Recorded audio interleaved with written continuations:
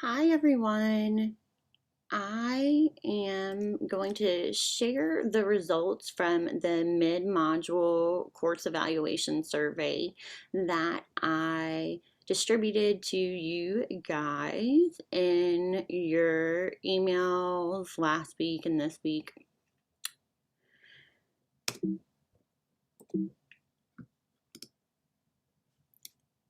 There are 48 of you in this course and 29 of you responded. Thank you to everyone who took a few minutes to take the brief survey and share your thoughts. All of the respondents were satisfied or very satisfied, which lets me know that things are generally moving smoothly in the course.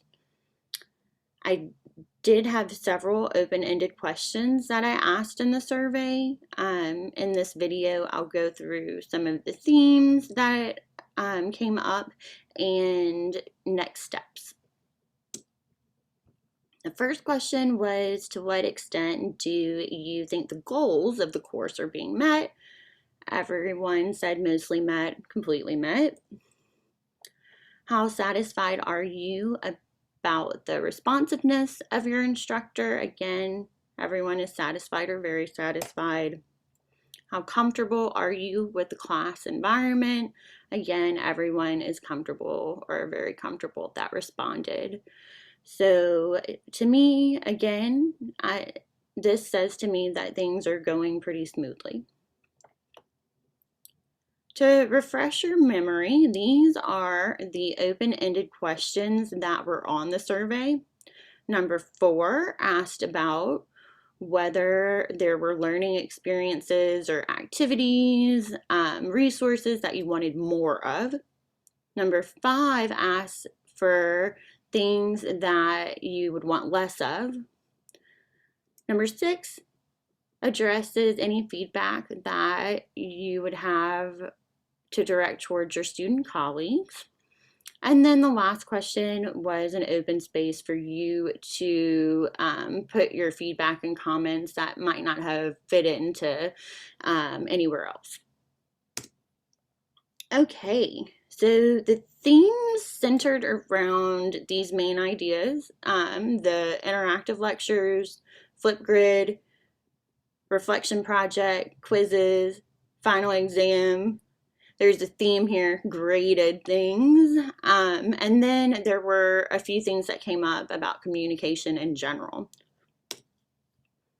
All right, so for the interactive lectures, the themes that came up were that students in general liked them. They found them beneficial for their learning. However, there were a few hiccups. So one thing that showed up was that some students want more audio and video lecture material, for the lectures to have more interactive points. And then also for the lectures to cover all of the content rather than only one chapter or some parts of the content. And then lastly, there were some difficulties with the formatting, especially for modules 3 and 4, which made the interactive lectures less effective. So here is what I'm thinking about these things and what I propose for next steps.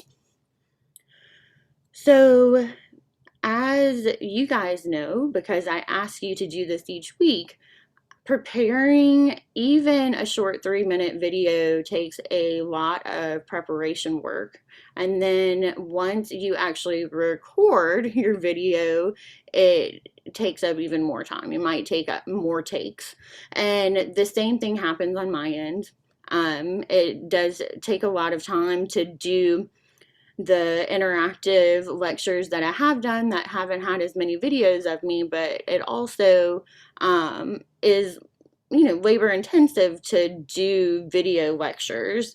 So I'm glad that I got this feedback so I can know where to direct my energy. Based on this feedback, I'm gonna really focus on making some video lectures for the next 2 modules. And for the formatting, I'm going to connect with some resources at LSU to see if I can get the formatting right before using that particular feature in Moodle again, because I don't want you guys to get frustrated with those things, and I want you to get some value out of these things, because like I said, I am putting a lot of time and energy into it, and I want to use my time wisely in things that you find most valuable. Flipgrid. Really, it seems like students are liking Flipgrid, some tolerating, some loving it, and that's to be expected. Um, some students mentioned wanting an option for having written posts versus audio or video. And I've thought a lot about this because I am more of a written communicator. I communicate best in written format, and it really stretches me to do the audio and video as well. So I feel the students who are coming from this place, and it's also my challenge to you, because you will be in situations where you are expected to be interacting using technology with your clients. I think that COVID has really opened our eyes to how technology may be a big part of our lives and our profession moving forward. And so, one thing that is important is to get comfortable with being on a screen and hearing yourself and watching yourself on video, because that's not going away. So I am not going to add a written option for that, but I am going to add some resources that I found for you guys from our communication department at LSU that I think will be really helpful for you to think about and get some tips for doing the audio post or the video post on Flipgrid. The reflection project, some themes are really wanting more information, more clarification. One of those things is examples were requested, and then clarification on the instructions. I've already revised the instructions on the syllabus, and I've sent that out to you guys. I also am working on a section on Moodle that will be opened up soon with some more robust resources for you. There will be a video explaining the instructions, and I will have examples of what I'm expecting from you, as far as what kind of personal experiences I'm looking for, what's too personal, and then also what is a concept and that I'm looking for in the book, what would be considered a concept. So I am going to make a video that explains the instructions and give you at least one or two examples of what it looks like to apply a concept to a personal experience. Quizzes and final exams, there were some comments that surfaced about anxiety related to testing and with doing multiple choice tests. I have to tell you, this is not my favorite assessment type. I really loathe multiple choice tests. And true false. This is why I offer quiz revisions. This is kind of to offset that. So quiz revisions also are not just to get extra credit. It's meant to be an activity to further your learning. That's why they are so involved. And that's why you get extra credit for it, because you're expected to put some effort into it to learn that new concept. So I encourage you to do the quiz revisions, because that is going to be something that helps you to prepare for the final exam. Which leads me to the next point of some people being concerned about the level of detail that might be on the final exam. So I want to share with you how I plan to grade the final exam will be a little bit different than how I've graded quizzes.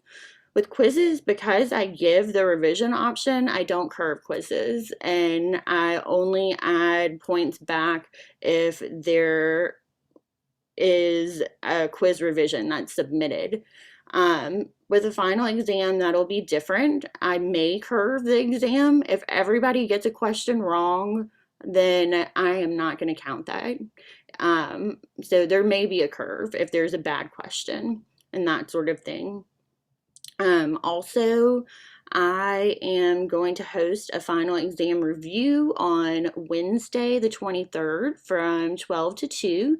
That's going to be in lieu of our regularly scheduled Tuesday student hours. And it will be recorded for you. So if you're not able to attend during that time, don't fret. It will be recorded for you and available for you to use as a resource while you're studying. Lastly, there were a few themes of communication. One being that students really want more interaction with their classmates, especially on Flipgrid. So don't just stop at what's required. Your classmates are wanting to interact with you. And so if you get a question from someone, I really encourage you to keep that conversation going. And then also, there was a note, and I've received some emails about this, and now I'm realizing what's happened. It seems that perhaps some students are using the Moodle mail function to communicate with the whole class at once. Please use the forums if there is something that you think could benefit everyone and is a question for me as the instructor. If not, please email me directly and use your LSU email. The email within Moodle, it does give me a notification, but it's much later than I would get it if you just sent me an email directly. That is all I have for you today. If you have any questions or concerns, please do not hesitate to reach out because that is what I'm here for. I'm here to help.